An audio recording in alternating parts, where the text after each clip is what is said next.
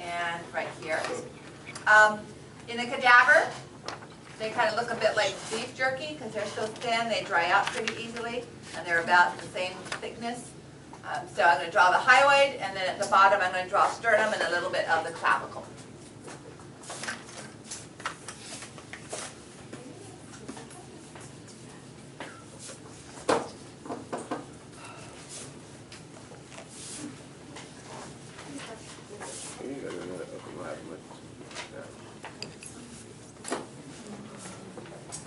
Yes.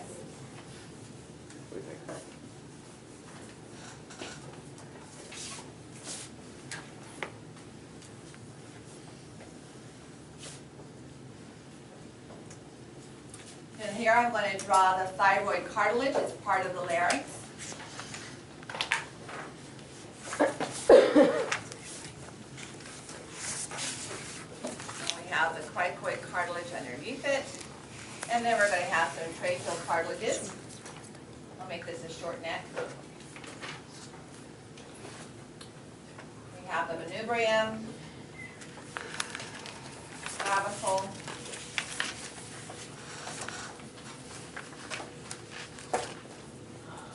okay. So there are three muscles that I'm having you learn that are infrahyoid, and these are innervated by ansa cervicalis. Ansa cervicalis is the first, there's two nerves I want you to learn from the cervical plexus. So we'll go back up here, and here's cervical plexus. Remember what a plexus is? An interweaving of individual neurons from different spinal nerves.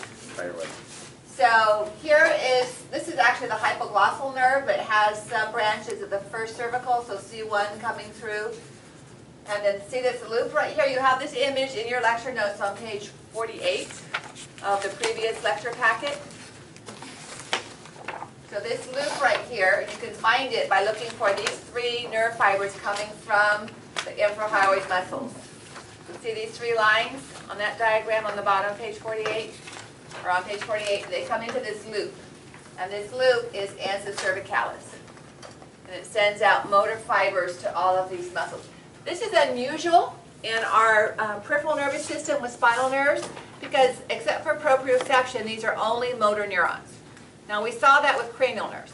Hypoglossal was only motor neurons. Okay? We didn't have, even facial nerve, we don't have facial and glossopharyngeal innervating our muscles of facial expression. We don't have ocular motor and abducens innervating the lateral rectus.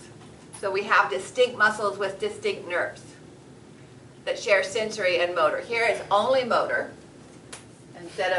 doesn't come from the skin, all right? And so ansa cervicalis is this loop structure that's innervating these next three muscles that I'm going to diagram.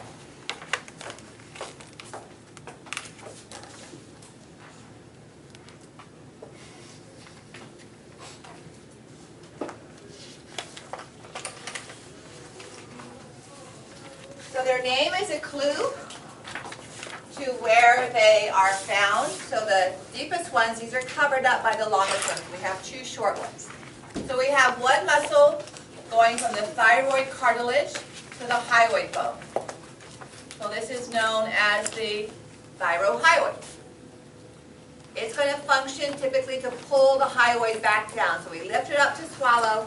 This muscle is going to pull the hyoid bone back down.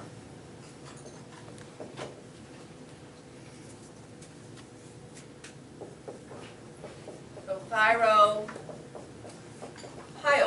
with this being the thyroid cartilage.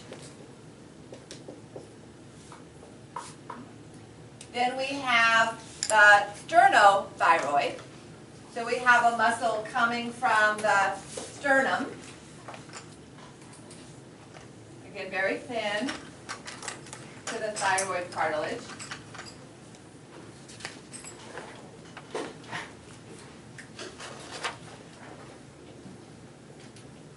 So this is sternothyroid. And then I'll draw the third muscle that would actually be covering all of these. Right? And this is the sternohyoid. So it comes from the sternum and goes up to the hyoid bone. So it actually is superficial to these two shorter muscles. And we'll be covering them up. You have listed the organ scapula, is that a typo? Scapula? That would be the omohyoid, which you don't have to know. So yeah, sternohyoid should be sternum. You guys don't have to do omohyoid anymore. That would be this one over here. Yeah, it's a typo. It's a different muscle, thank you. So this is in sternohyoid.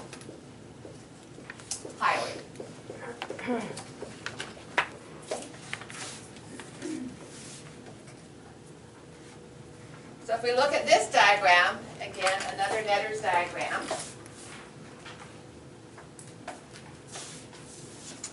Up here under the jaw would be the posterior and anterior digastrics. Here's the mylohyoid. Here's stylohyoid. Here's our hyoid bone. Here would be thyrohyoid, and here is sternohyoid. Sternothyroid. And this one right here is sternohyoid, so it covers up these two. Okay, so all of them function to pull down the larynx and or pull down the hyoid bone. Now, we're going to remove the trachea, we're going to remove the larynx, and we're going to look at a muscle behind them. So in this view right here, the trachea and larynx have been cut. Kind of, don't do this if you have long fingernails because it'll hurt, all right? But the trachea in the cadaver, we actually have done this to one of our heads from the mortuary science class. You can actually cut you can actually cut the skull from the ligaments that attach it to the atlas and take the whole skull and bring it forward and lay it on the chest and look at the posterior throat, the posterior pharynx. All right, the reason you can do that is because there's a clean fascial plane that separates easily.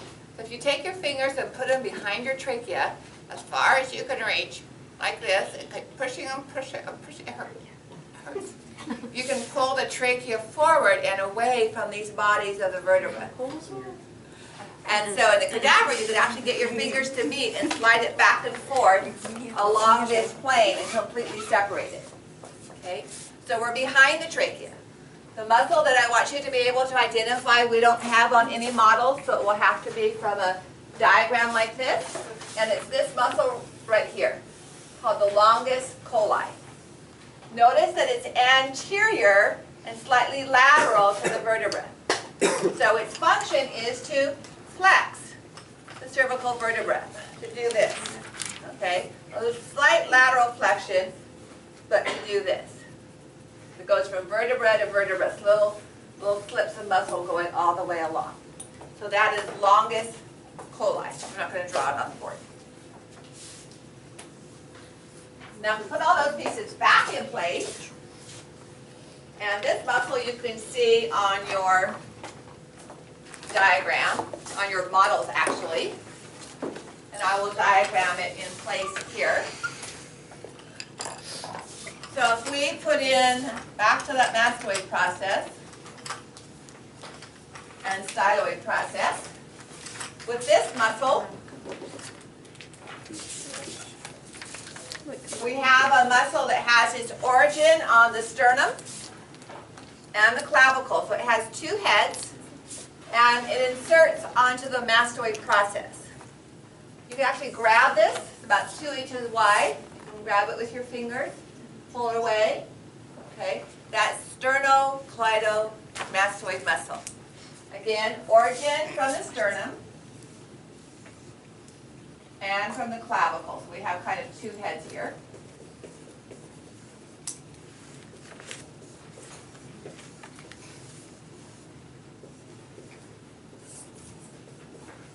So sternocleidomastoid. This is a muscle that we can switch origin and insertion.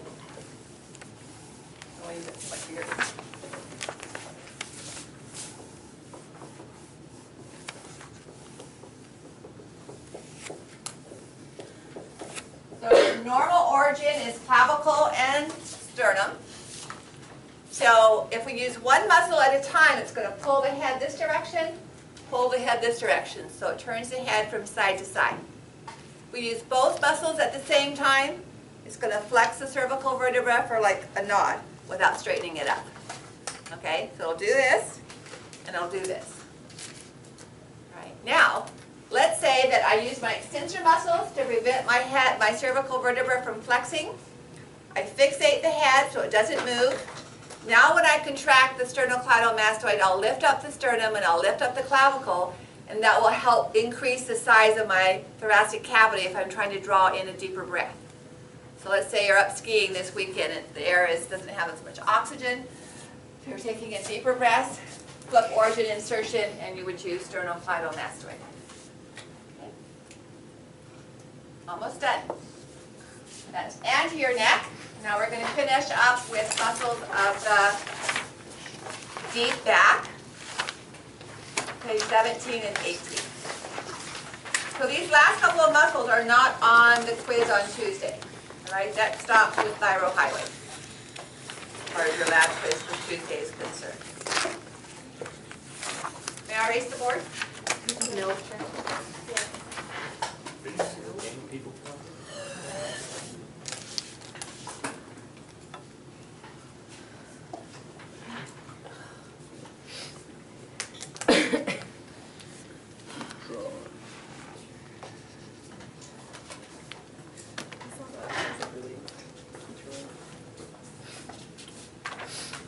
It's not a big deal. I am a transformer, is that what you said? Okay. Oh, cranial nerve that innervates sternocleidomastoid. Does anybody remember? Oh, I know. Vegas.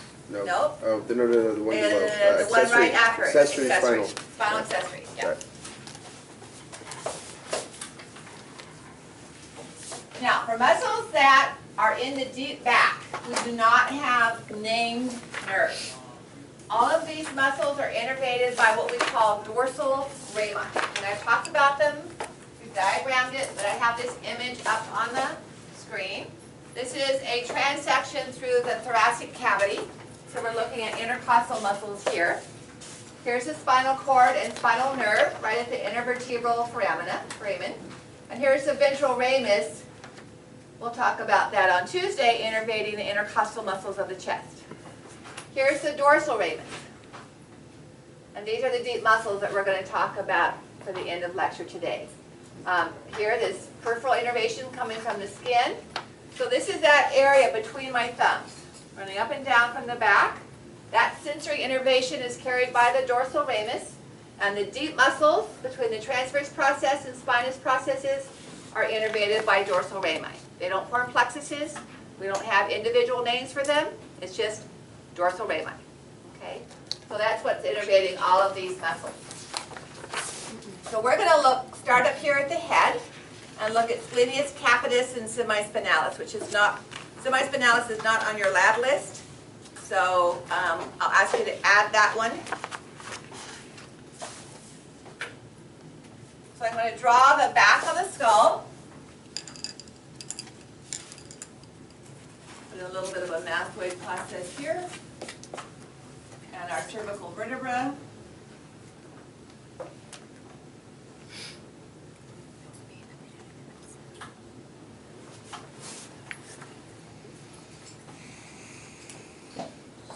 Lazy. 1, 2, 3, 4, 6.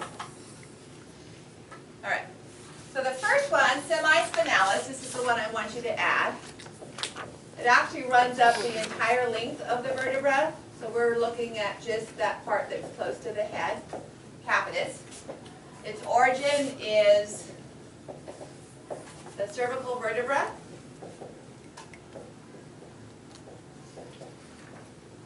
And its insertion is the occipital bone.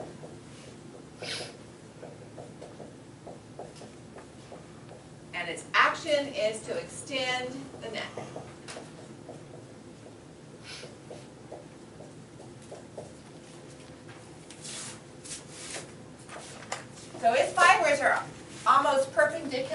in line with the spine.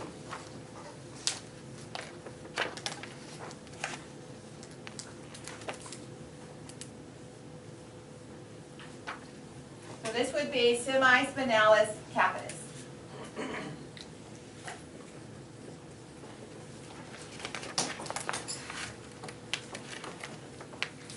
Right, and it's just going to do that.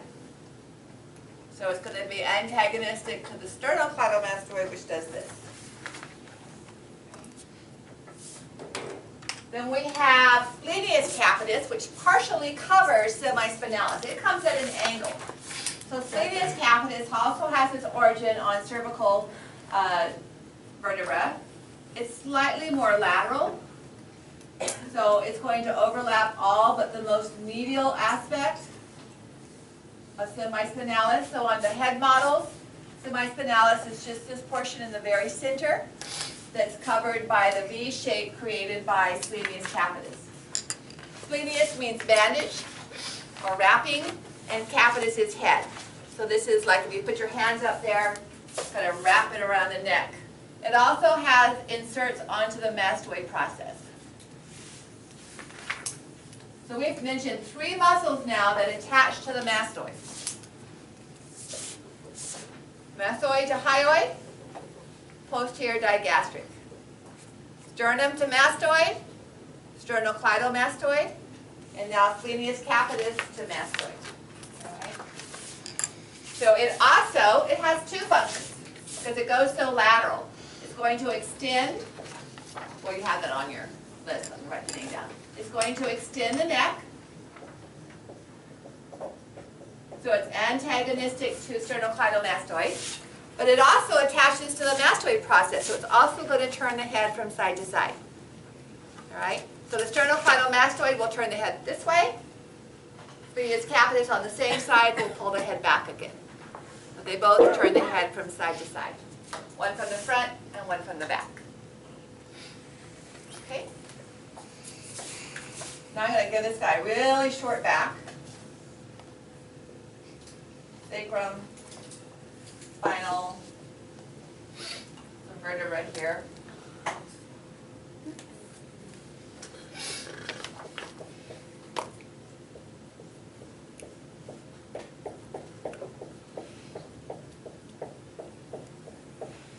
And some ribs. Whoops, we're going the other way. Well, let's give this guy 4 ribs.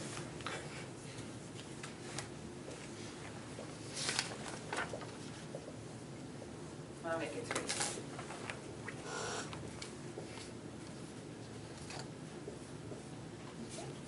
So the next muscles we're going to talk about are 3 actually that form a group known as the erector spinae. Guess what they do?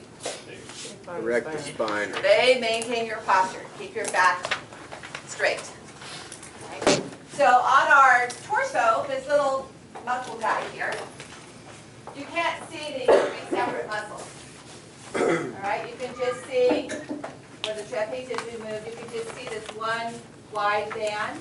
So if I ask you to identify that, you would just call it erector spinae, because you can't differentiate the 3 different ones. Okay, but on a diagram like this one, we can. And then they do a series of overlapping. And they all have their origin off of a fascia down here at the base. So the most lateral group comes up to the ribs and then overlaps from rib to rib in this fashion. All right, so that is identified as iliocostalis. So ilium to rib. You do not have to worry about individual origins and insertions for these 3 groups. So iliocostalis. Then the next muscle comes off of the iliac crest and now goes along the transverse processes.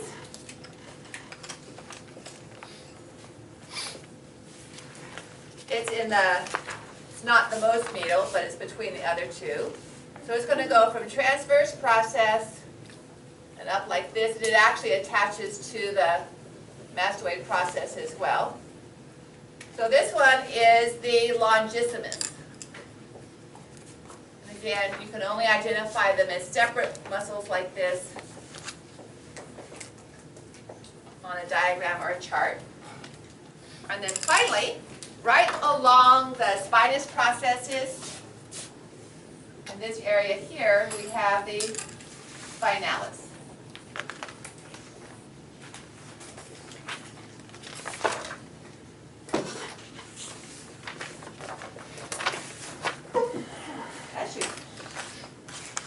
So these are all known as erector spinae. And everything I've drawn up there so far is innervated by dorsal rami. Okay, no named nerve. I'm going to skip rotatories and levatories and do quadratus lumborum, and then I'll diagram those other three separately.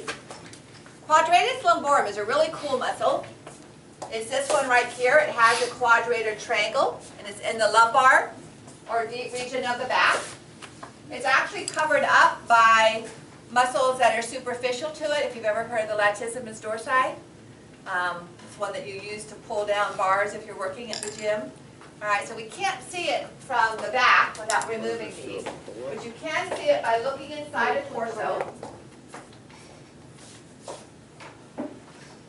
And it's this muscle, I'll kind of turn this so you guys can see it.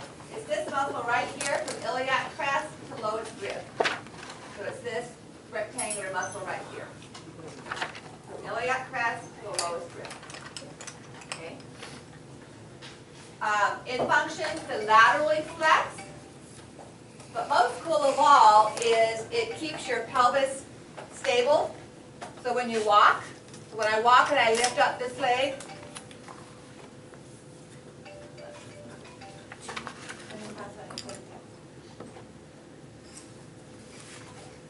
so when you walk, the pelvis will tilt down, and this muscle, you can kind of feel it drop, this muscle pulls on that pelvis, on that iliac crest, and keeps it stable.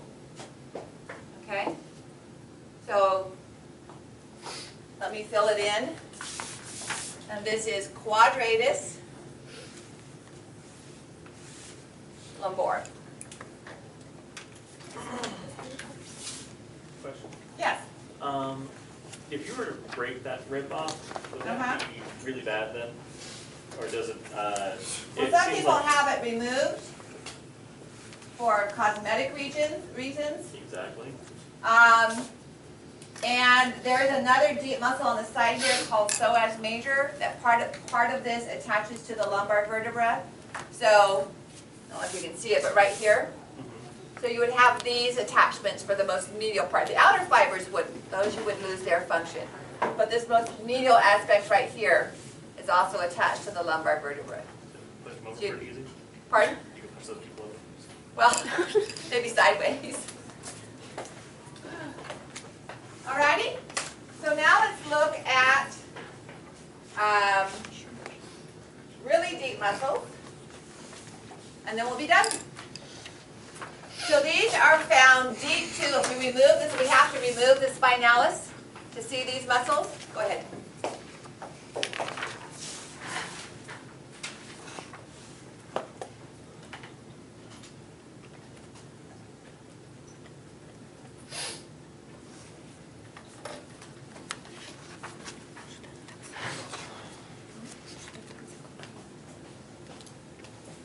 So here's a view on the screen of the quadratus lumborum. You would have about half the function left if you remove that lowest rib.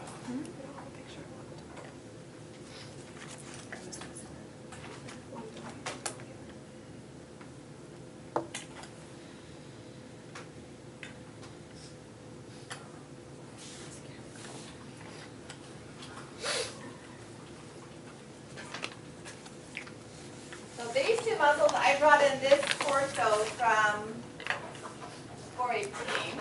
Nobody's doing the digestive system right now. All for these little groups that you see right here. All right. Rotatories helps the body, spinal column twist and rotate. Levatories means to lift, and posterior refers to ribs. Remember for the costal facets. All right, so let me just diagram about 3 vertebrae to illustrate those.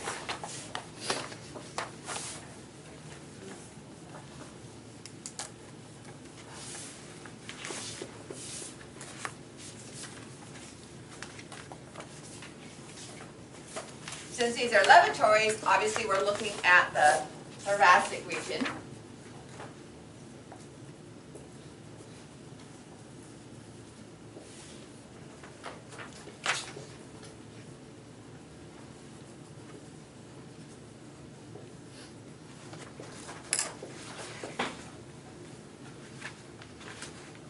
All right, so put my ribs in here.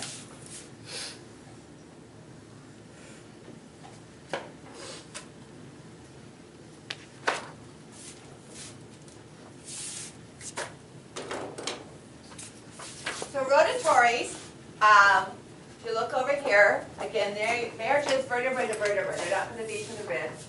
So there are 2 slits going from the transverse process of the 2 lowest to the vertebra above. So you're going to see this and this, and then this and this. Okay. So these are the, actually, we did it in the wrong angle.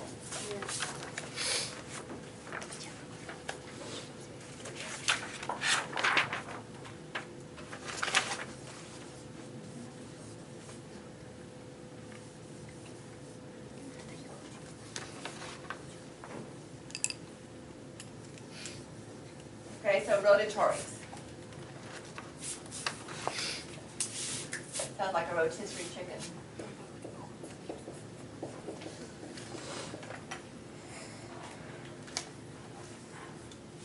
Okay. Don't forget. And then the ones that are lifting the ribs, okay, are going to go like this and like that. So levatories,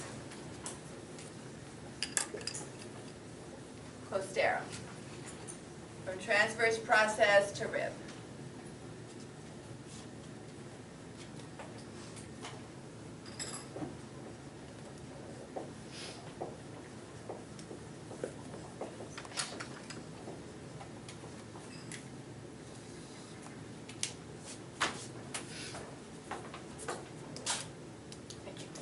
Alrighty? Again, dorsal ray line. These are deep muscles. Alright, so we're done with the muscles of the back. When we return after Thanksgiving break, we will do muscles, the superficial back that attach to the scapula, and muscles of the chest that attach to the scapula, and probably a few muscles of the arm itself. Okay? Alrighty, so you have lab time or exam time, whatever, however you wish to do that.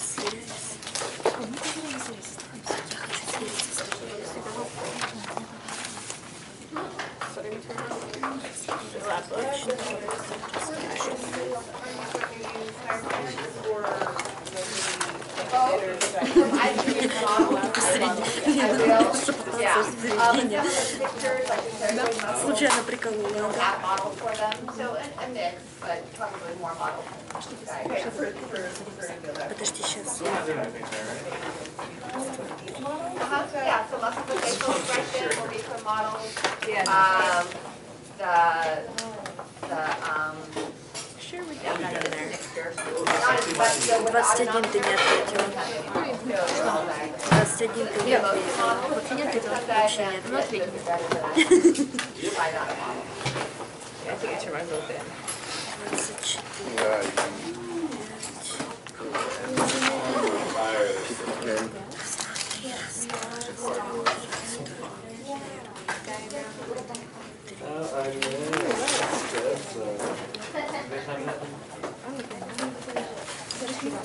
Сейчас, подожди 2 секундочки. Okay, 3 of these head models came from the other room, so when you're done studying them, don't try to put all of them up on the shelf there, they won't all fit. So if it seems full, just, you can leave 3 of them down on the lower shelf and I'll return them when we're done with wrapping. We also have additional, these tongue models present from the other room, but then you So did she want said to about the more lat, than we have here. lattice. Yeah, they were good. Been working out? Yeah. Good for you. You're saying that you didn't have a picture of it?